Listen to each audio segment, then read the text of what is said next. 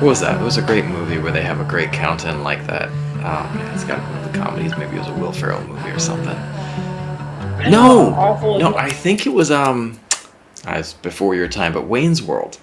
Wayne's World. Oh, And I know what you're talking they about. always would count in, and they're like a silent 2-1, and then like this, and like Wayne and Garth freeze up right at the beginning.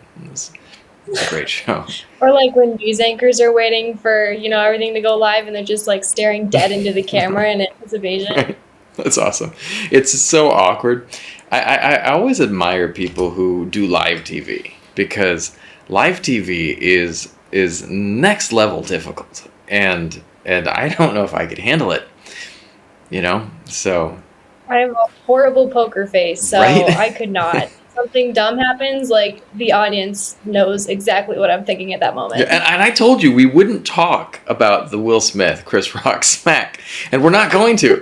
But there was one moment in that whole thing that I'm not talking about the smack, but there was one moment that was, I think, every person watching, and it was like the face of Lupita Nyong'o. Her face was just Mm-hmm. like, She's precious, dude. I love she's her. awesome.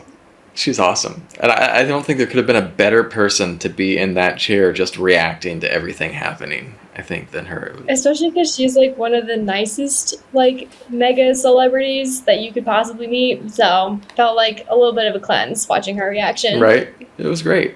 Now, let's get diving in. I want to use this. It was fun. But, like, who are you and what do you do? Yeah, so my name is Ayla Maisey, and I am an elopement and intimate wedding photographer living in Colorado in the US. And, it's funny. I was just reading an article about this, but the way that Americans introduce themselves is always with their job. Right? So you have to, like, oh, I'm a photographer. And that is, like, my job, and it is who I am at the same time. But yeah, I'm Ayla. I'm a digital and film photographer. I'm a gardener. I'm a baker. I am a lover of some really sappy car commercials Do and tell. Do tell. This crazy is this dramas, is. like all of Tell me the that. car commercials. I want to hear about these savvy car commercials that you love. Well, this is part of what makes me a good artist and especially a good photographer and especially a good wedding photographer. But there was an Airbnb commercial Mm. where it was kind of like a riff on Where the Wild Things Are, where it was like this Oh, monster nice. family, and then you're watching them explore this home, and there's like a small monster child, and then it turns, they leave the Airbnb, they lock up, and they look one more time, and it turns into a human family, and it got me like. Just that they're so good. Capitalism's so good at like Right. creating these moments of connection that even if I know they're artificial, even if I can spot the sales pitch like a mile away, because Get you. I'm a small business owner. I have to do sales all the time, but it gets me every time. So Right. a very well crafted car commercial, or the pandemic ones. The first round of pandemic commercials got me. The 10th round, I was like, stop. You Yeah. know, like I get it. You're not proving any new points, and we're all really sick of it. But that first round where it was like, the sell was connection, Yeah. and we're in this together. Like those kind of commercials always There get was a me. mobile delivery commercial here, not in Vietnam, but in Southeast Asia. It was in Thailand, and while we were getting hit here, it was after the U.S. was having a challenge. We got it kind of a little bit later, and one of the things that the commercial showed was these traditional noodle store, and they were just getting devastated. No sales. Everyone's standing there wearing masks, not making money, and it kept showing the owner of the noodle shop going and like mortgaging everything, trying to get loans from the bank to pay his workers. And it was done so well that like you're just watching this, and I was like, dude, this is like Oscar caliber stuff. Like he's there, they're turning him down at the bank, and suddenly his workers come up with this idea to sell online, and they start selling, and they're just crushing it. And then he gets back, and they hand him the money, and he's like, and you're just like, I was like, oh my God. I was really, really pulled my heartstrings. And I was like, I cried. And it was a comedy. It was like a comical commercial, but it was so well done that I cried. And I was like, one of the beautiful things with that is about building a human connection. And whatever you're selling, whatever you're doing, if you can build a human connection, people go, I like that. Mm-hmm. Yeah, I mean, that's what we're all really after, especially in this. And this is an old point. I'm not bringing up anything new, but like, with technology, we literally made a deal with the devil, like endless information, accessible to all, accessible across the world. Distance doesn't matter. Borders don't matter. You can FaceTime someone from Vietnam, Right. like at my desk in Colorado. But at the deal with the devil was, we're exhausted Yeah. and we can see each other on a screen, but not in person. So those moments of connection feel, even if you really thrive in a digital world, like that primal instinct for community is still there. And psychologically, like the factor is, I don't think you can get rid of it, even in those dystopian or like high tech futures that everyone talks about. It's interesting. It's interesting how we crave, humanity. You know what I mean? And it's like we crave that connectivity, in the digital world provides that, but it doesn't. It also takes it away. And so it's like, suddenly, like when I first moved to Vietnam in 2001, it was, I remember how I would call my mom. I would go down to the one phone booth that was for international calls on the one street that it was always there. And it was this big plexiglass box that you had a phone inside of it. And the things that I remember about that was, it was freaking hot. You'd get in there and you're just like, it was like this sauna, tropical Southeast Asia plexiglass box. Not a good design choice, but that's what they had.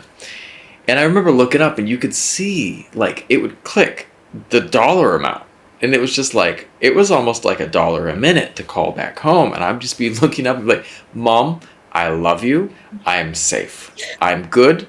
Everything's cool here, and I'll talk to you soon. And we had email, of course, but yet it was, not like now. Now my daughter sits on FaceTime with my mom in the mornings, and they're like best buddies. And when we went back to the States to visit, there was no missed, like there was no awkwardness. There was no, it was just instantaneous. Like, hey, we've been talking every day and you're here now. Let's go play. And it was wild to see the difference, But Especially because all of this has been fairly recent, right, too. right. Like, time is a very new thing. Mm-hmm.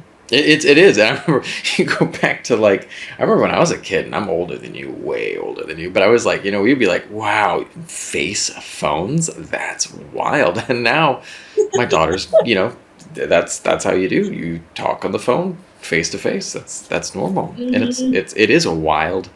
And where do we go from here? Where do we go from here? I like to think, and I'm very, very traditional. Like, if I had my druthers, I would be living on like an 18th century coastal village, like no phones, no nothing, just nature and my home and my life that is the same every day.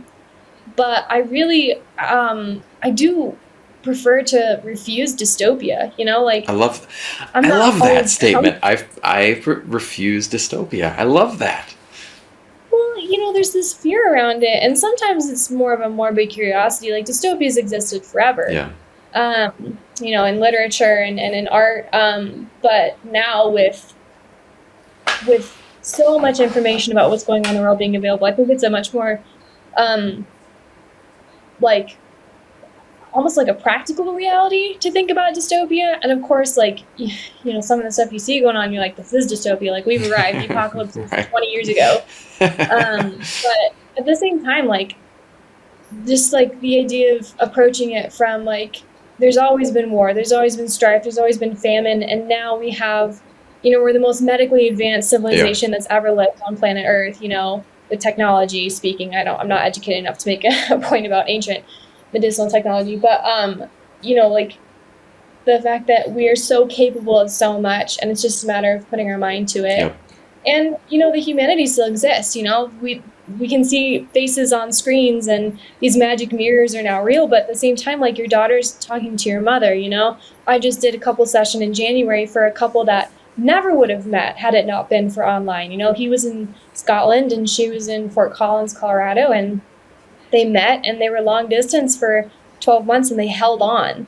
through the pandemic. And then they visited for the first time last December, and it was like no question they were going to get married, That's awesome. and for that to be possible through this like terrible like monster that is technology is incredible, Yeah. and that is part of like the wonder of humanity, and the wonder of, like with your podcast you get to speak to so many voices, and with my work I get to be witness to so many stories almost accidentally, but like to see humanity show up time and time again, like unfailingly, through these circumstances that are unpredictable and terrible and wonderful and like all this stuff, but like unfailingly humanity always shows up. Yeah. And it's just like so comforting even to be seeing that from a stranger. Like I'm so grateful.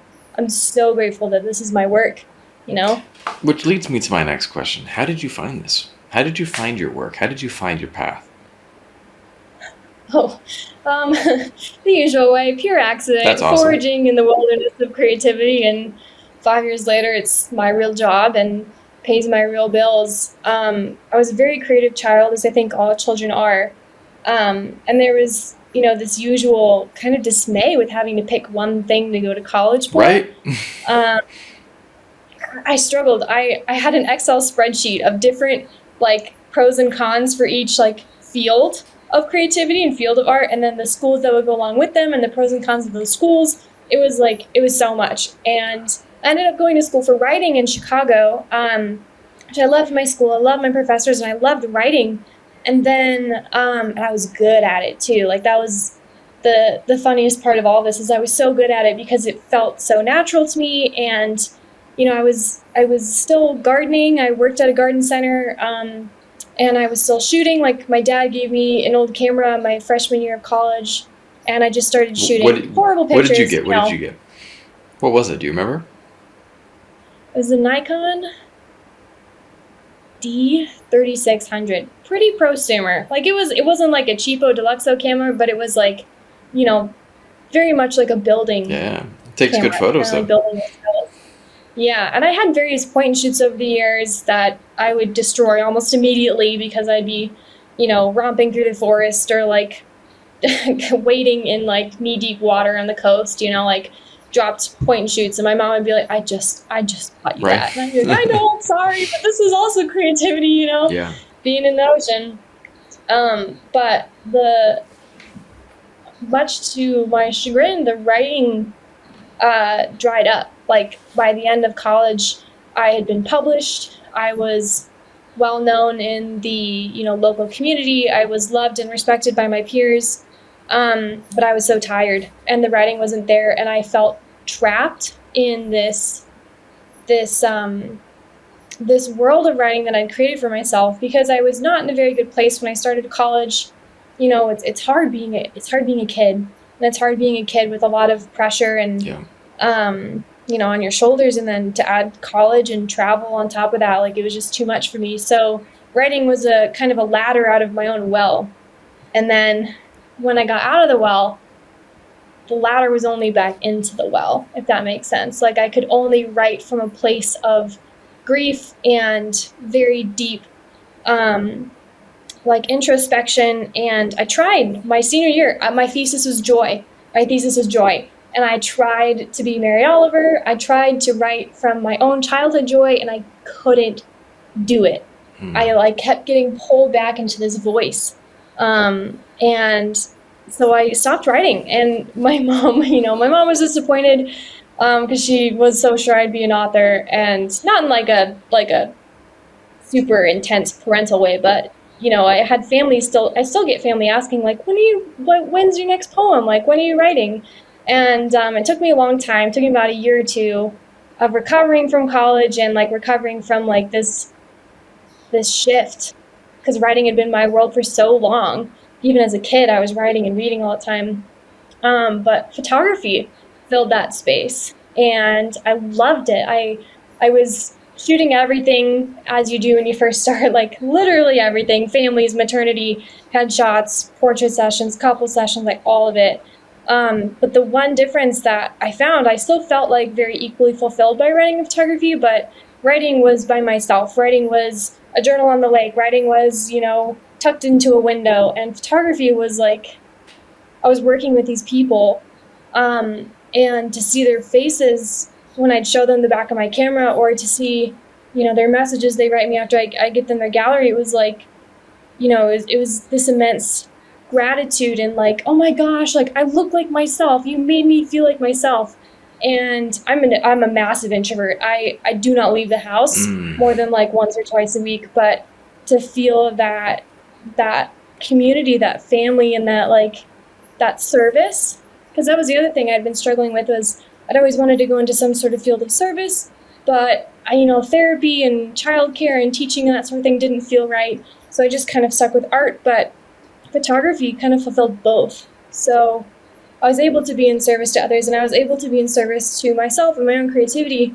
And even though I still miss writing, I it was a no-brainer. And I don't even think that photography is going to be forever. I think right now that's just where that creativity is coming from. It feels like I like to think of creativity in a lot of like water terms, because it feels that way. You can't hold it. Yeah. You can't trap it. You can't keep it. And sometimes water moves. Wells dry up, springs dry up, and sometimes they show up in other places. So, to say that I'm going to be a photographer forever and I finally found my true passion, like, I may be young, but I'm not so young to believe that that's how that works, But it's been 5 years of being in business now, 6 or 7, I think, of shooting.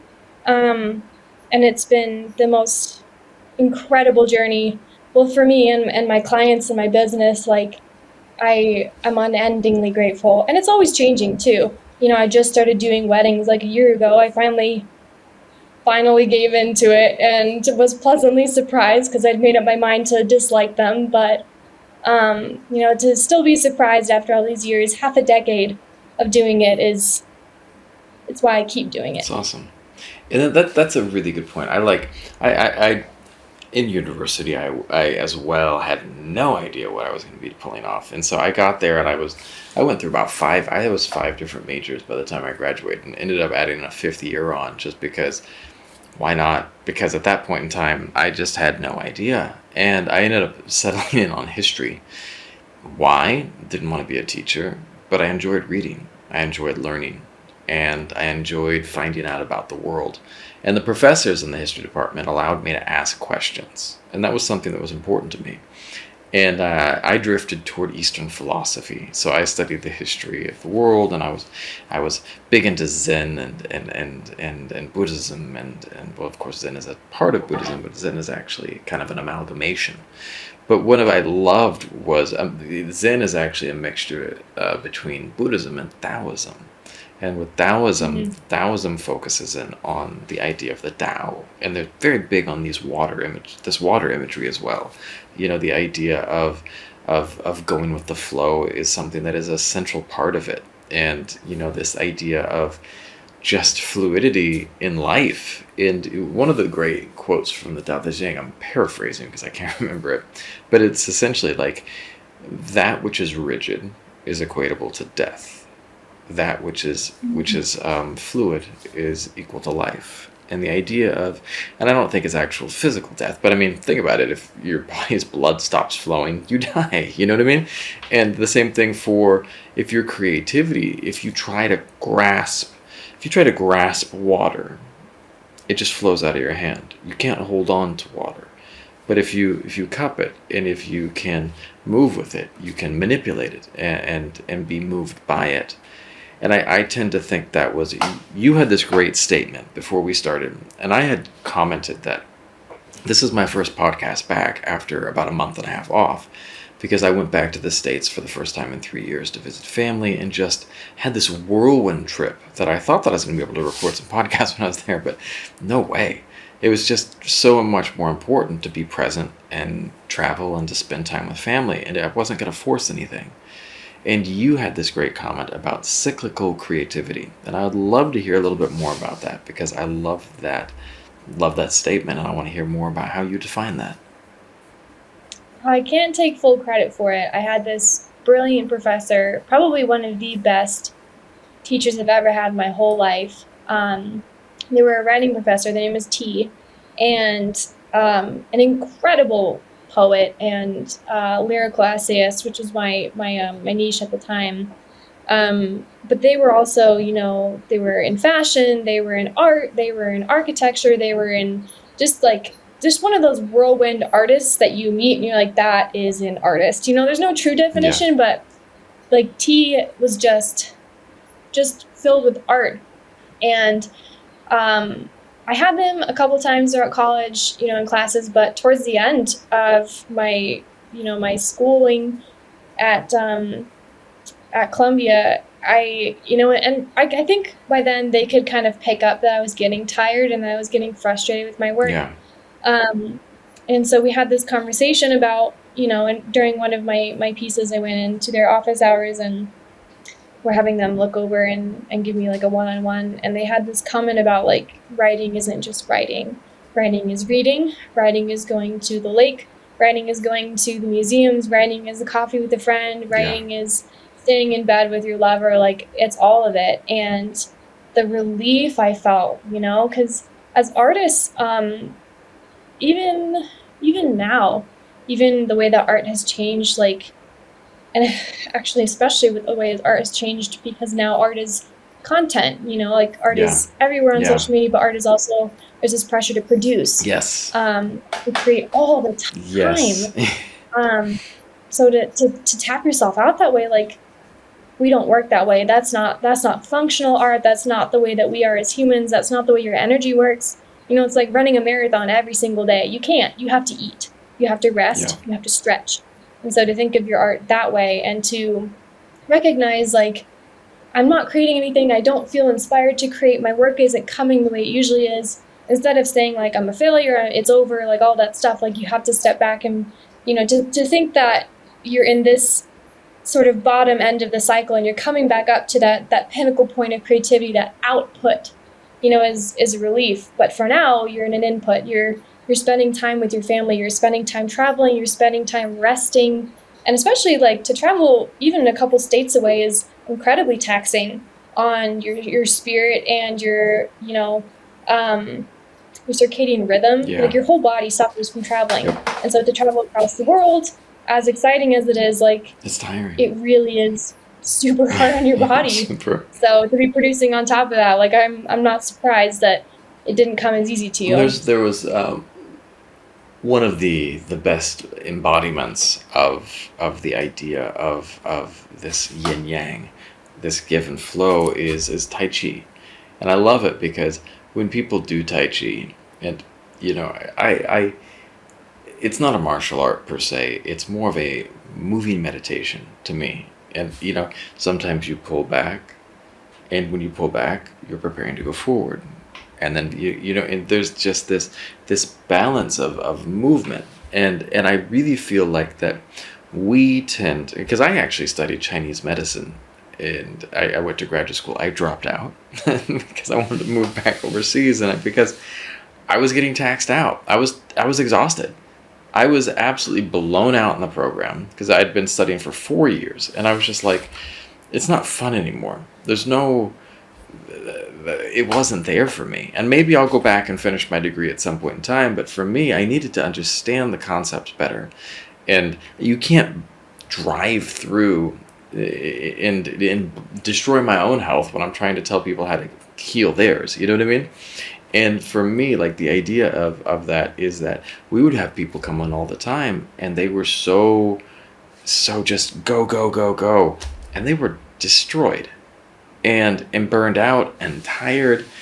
And I look at that from my wife is a professional singer here in Vietnam, and today she was talking about, I don't know what to create right now because I'm tired, and I don't have any kind of like motivation right now because the internet is just like this thing that just it's like this all-devouring machine. Do you ever see Hayao Miyazaki's Spirited Away?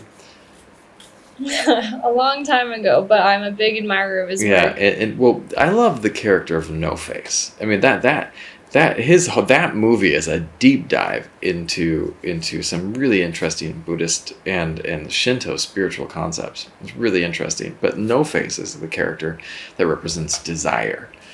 And essentially, if you feed desire, it will only grow bigger and bigger and bigger. And how sometimes we require simplicity to kind of knock all that out. So I just love that movie. And it always comes back to that for me. Like sometimes we all need that village by the sea to just kind of reset. Well, and again, like going back to the way that technology has been both a boon and a curse to humanity is like we were never meant to move this fast. Ever. No. We were not meant to consume the way that we're consuming. We're not meant to, to be exposed to so much information. And like I'll be a trad wife about it. Like I don't believe that we were ever meant to be inside this much, I agree. Like yeah. It's so hard to like undo thousands of years of ancestry and like our literal DNA, the way that we're instinctively moving in this world, and then to have this incredible opportunity to have all the information we want and at what cost, and live in a box. So. This is my room. Yeah. This is my space. And we thrive in it and we decorate it. And you have plants in your space, as do I. I make sure I have to have my plants, otherwise I go crazy. But yet it's still like, how much greater would it be to be out in the forest? You know what I mean? Mm-hmm. And I'm a big nature fan. And I grew up in nature, and now I'm in the concrete jungle, and it is tough. It is tough. Yeah, that's one thing I really love about Colorado. I've been all over the U.S. I was originally from Colorado, and then my parents moved to Portland when I was 9. So I had the incredible gift of being raised in both of the meccas of the outdoors in the U.S. Moving back here as an adult, especially from 6 years of being in Chicago. Chicago is an incredible city, but you don't realize how much sensory information your body's taking in until it's not available to you anymore. And being out here, once you stop like huffing and puffing through the elevation on the trails, you stop and that's it. There's nothing. Mm-hmm. There's like maybe the wind and maybe like a bird nearby, but like it's dead quiet. Yeah. And all of a sudden you're just like, I am a speck on this millions and millions year old rock. Yeah. And it's incredible. It makes me feel so safe. Truly, I never feel insignificant. I feel safe. That's interesting. I was going to say, you feel small, so you feel safe. Talk to me about that. Why do you feel so safe? Well, I mean, part of it is like I did grow up with mountains of various kinds during my life, so I'm never like super spooked by the idea of like there being something massive. But my parents we lived in the mountains, like the mountains. 9,000 feet and, no neighbors sort of thing. And they would, run us into the city for errands. Like, we'd go to the park and play. We'd go to the grocery store and we'd come home, and whenever we'd come home after dark, they left me and my brother out of the car, and even if it would be freezing, because it's always freezing up in the mountains, we'd stop and we'd look up at the sky. And out there, the sky is like, it's a real thing. It's not just stars. It's everything. It's the whole universe. Right. I remember going up to, I grew up in California, but I lived on in the nature in California. I wasn't in the city, but I remember going. I thought I knew the stars until I went to Montana. I was in Montana, and I was just like, "What is that?" Because they call it Big Sky Country for a good reason. It was just like, and it wasn't just stars. It was the entire universe. Like you could see the Milky Way in detail. It was nuts.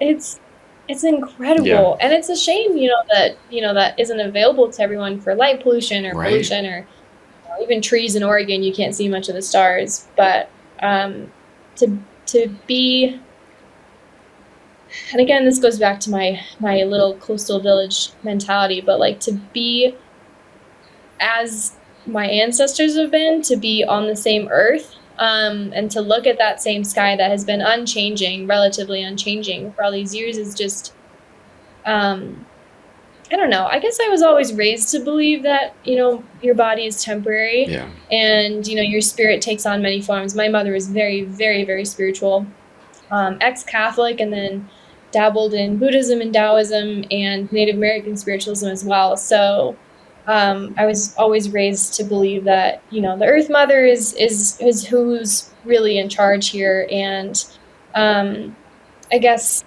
to be like a fraction, like the teeniest, tiniest fraction of that magic, it's incredible. Yeah. You really do feel like a child. Yeah. Well, and one of the things that I love, I was reading this interesting thing that said it was a projection of where the world is headed. Where are we going over the next 50 years, 100 years? And they said there was this one trend that has been a constant in civilizations of throughout human history. And that is the movement of people to cities. Because cities are places of commerce, and cities are the places that people go to find work. You grow up in the countryside, you move to the city. But they said that now, due to the increase of technology and the the abundance of fiber optic cables and satellites and things like that, there's actually going to be a shift away from cities back to more rural living, because people can live wherever they want. And we see one of the things that I loved, COVID sucked, but one of the things that was nice about the pandemic was that companies and people realized you don't have to be there. You don't have to be at a company. All these companies functioned for all this time, and now they're trying to get people to go back to the office, and people are like, yeah, no. Yeah, not happening. Maybe we can have those people living in those, villages by the sea, and they won't be so stressed out, but yet they'll still be able to have a living and connect to people around the world.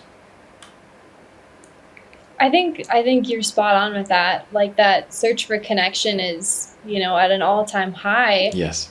Especially coming out of the pandemic too, where we isolated so much, and now there's like this boom, and there's a joke like, oh, COVID doesn't exist anymore, but like at the same time, like, people are so desperate to it's like the post World War I boom, and the post World War II boom too. You come back and the economy is just exploding. People are purchasing, people are being out, they're building, they're creating, they're connecting. And I'm right there with you. This, as with all things, tragedy has opened up this peculiar shift in perspective that I don't know if we would have gotten to quite as quickly. I don't think so. Without the pandemic. I think that it was... And the small business boom. Yes. I'm so here for it. Yep. Like, seeing people start candle studios and photography businesses and design firms and just like this return of the mom and pop at the same time that the mom and pop is dying. It's like a funny little give and take, but like I'm thrilled. Yeah. It's such a relief to see all that. I am 100% with you on that. I think that it's really awesome to see people embracing the change and embracing the positivity, because I want to come back to what you said, that I think there's a fundamental choice that people are given in life. Are you going to be a pessimist, or are you going to be an optimist? And the rest of it is really mundane, because your simple outlook on life, granted, bad things are going to happen to all of us, but they don't have to define us. And we can define ourselves instead by our reaction to everything that comes to us. And you can still, it's like, it's another, a horribly dated reference, but The Life of Brian by Monty Python. And there's this one song where he's got to look on the bright side of life. And it's a really funny scene in the movie where a person's hanging on the cross, but he's singing, "We gotta look on the bright side of life," which is probably one of the most sacrilegious references I've had on this podcast. But at the same time, you can't take life so seriously. And that's the whole point of the song. That's the whole point of that movie. You can't take life so seriously. There's this great quote that you can't take life so seriously, none of us get out alive. It's like, But I love yeah, that. Well, and especially, being human's tough, whether you're working yes, for a corporation, a desk job with your slight little cubicle, whether you're starting your own small business from the ground up, which no one tells you how hard that is. No one prepares you for, you're like, oh yeah, I'll just struggle and then I'll get famous overnight. I'll get TikTok famous, my product will go viral and I'll be okay. And it's like, yeah, yes, possibly. And then you're back to square one. The virality dies, and you're back to a business that is as all consuming as, like I think of my business as almost like my child, yep, and it requires just as much energy and care and devotion as any other living creature. And there's like always that that question of how much separation you need from your own small business, because if it's your lifeblood, if it's everything you do, if it's who you are, then if your business fails, then that part of you goes with it. yeah, But if you're so separated from it, there's I actually prefer that. I'm not going to even say that there's a downside to being separated from your business, because it is crucial to, like, think of it as like a little paper boat. And if the boat flows down the river and you can't catch up to it, then like you make another paper boat, exactly. You just gotta make another paper boat, and you enjoy the process. I think that so many people too get caught up in ego, and I mean, granted, we all do this. Um, But I think that I made that, I did this, I built that. And it's like, great, you did. And you should validate yourself for that. But at the same time, don't, and this comes back to our original point. When I asked you, who are you and what do you do? And we are so often quick to identify ourselves with our work. And because I love it when I ask people that, who are you and what do you do? They're like, those are separate things. Those really are separate things. And I kind of play with people by asking them together, but yet you are not your job. You are not your work. You're not your name. You are this person that is unique and special. And I think the lucky people out there are able to figure out in this short life that we all have who they are and what makes them find joy. Just like Marie Kondo, her simple lifestyle makes her have joy. Well, some people, their joy comes from hoarding. And so you got to know that. You got to know what brings you joy. Well, Sean, this is a big question, so Mm. I won't ask it. I won't ask capital P. What's your lowercase p purpose here? Mm. What's something that you come back to time and time and time again? What do I come back to? I like to teach. I like to enlighten.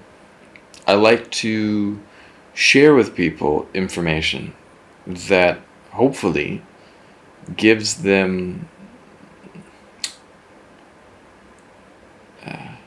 a chance for clarity, a chance to see the world without the glasses that we wear all the time. And, and if they can find joy in that, it's all that better. I had a professor in university when we were studying at acupuncture school. And we were talking to him about should we get people to stop drinking? Should we get everyone to eat healthy? And my professor looked at us. He's like, "Why? You want to make everyone stop drinking?" He says, "People have tough lives, and maybe you should have some compassion for where they're at. And some people, a glass every now and then is okay." He's like, granted, if they're drinking 8 beers a day, they might want to slow down to have a longer life. But at the same time, you have to approach people without judgment. You have to approach people with compassion. You have to approach people and really seek to understand where they're at. And sometimes for that person, the information might be, hey, maybe you should drink more water. Sometimes that information might be, go for a walk. Sometimes it might be just, it's going to be okay. You have to pay attention to people. And I think that my purpose is to help people, to share information, but also the flip side of that is to listen. Hmm. And I I love have to that. work at that. I have to work at that. But I think it's important. Well, I don't know how long you've had your podcast going, but what an incredible opportunity for you to practice both of those Right? things, you know? And that's where I'm just trying to, I go through Instagram every day and I look for profiles. And people are like, what are you looking for? And I'm like, I don't know. Just people who are interesting. Because to me, I think that interesting and inspirational stories come in all shapes and forms. And if we are willing to listen, there's magic in people's stories that can appear. So let's talk magic. Let's talk magic. If you could go back in time and give advice to your younger self, what advice would you give yourself? Which era of myself? The Ooh. era of being a practicing small business owner, or a child, or a Anytime, adolescent anytime, creative? anytime.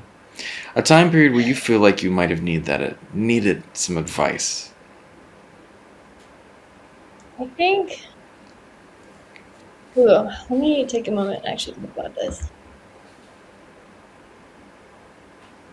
I think I will say there's two versions of myself, because again, going back to cycles, you re-meet versions of yourself Yes.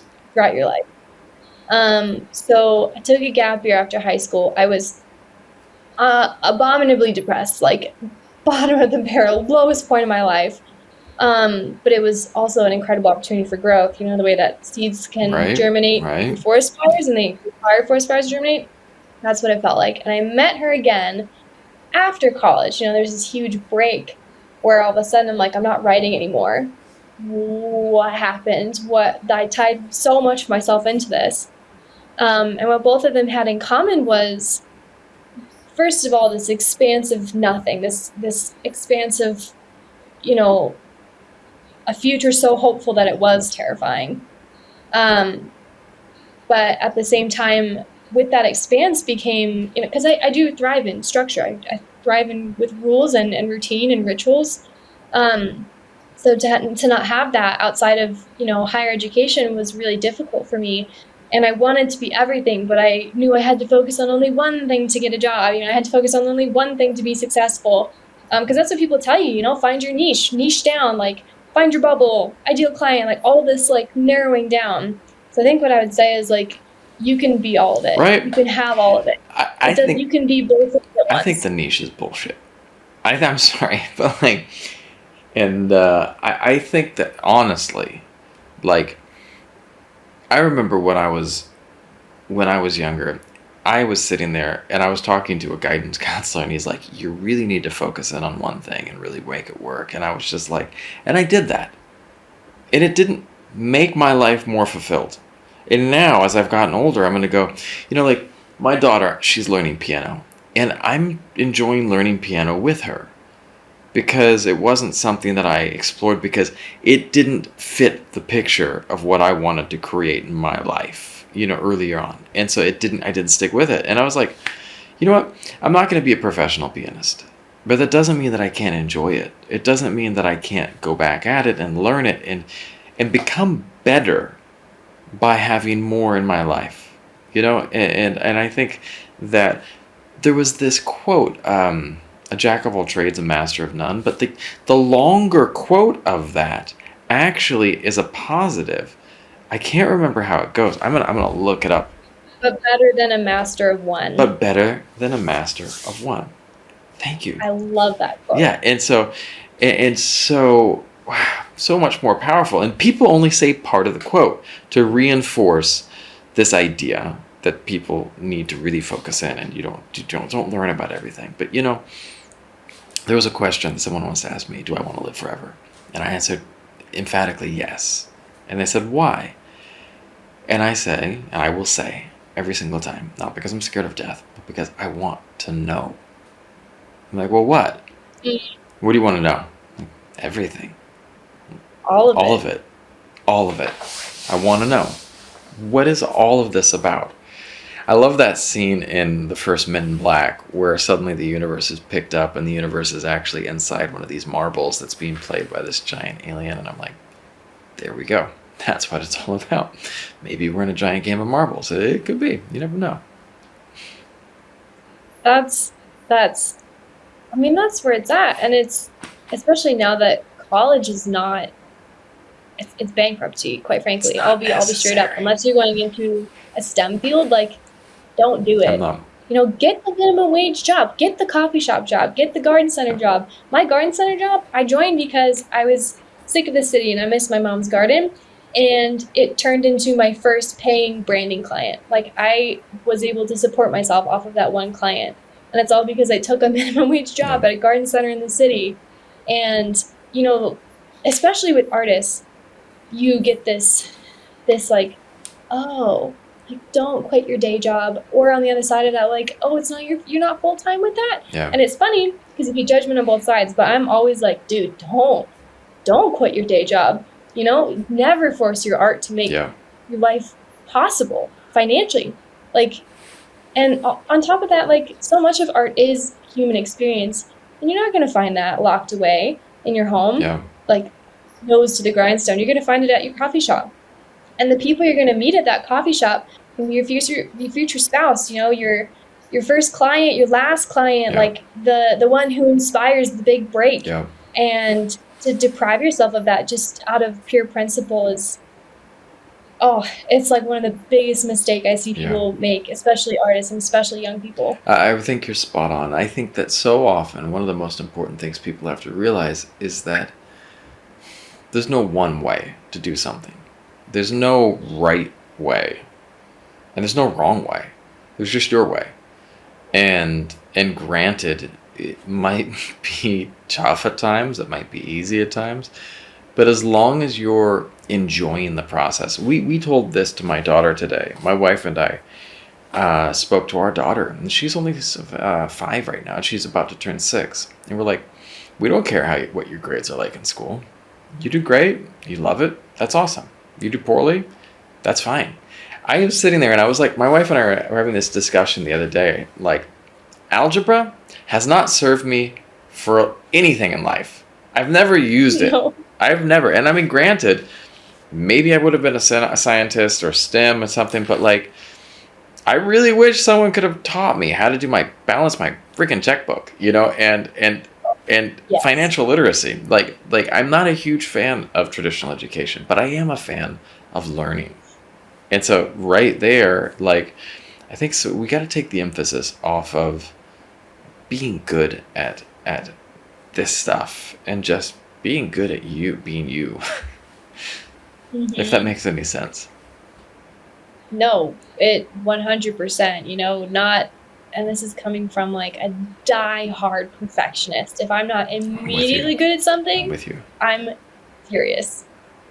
But you have to pick it up. You have to make those crucial mistakes. Yep. It's not even about like making mistakes and learning from them. It's just about making mistakes. Just mess up. Yeah. Just go for it and fail. Because outside of that, like neurologically speaking, it builds up your brain to make mistakes and to understand like what just happened and to connect how you made that mistake. And the next time you do something, even in a completely different field, like shooting for a garden center changed the way I shot my couples, which seems ridiculous. And I can't even pinpoint a specific strategy, but it did because I learned that fear of failure is just ridiculous. And they tell you that failure is part of success, but like they don't actually want you to fail. Yeah. Right? Like you're a failure if you fail, and that's just ridiculous. Yeah. It's better to fail. It's better to try and fail than never to try at all, Mm-hmm.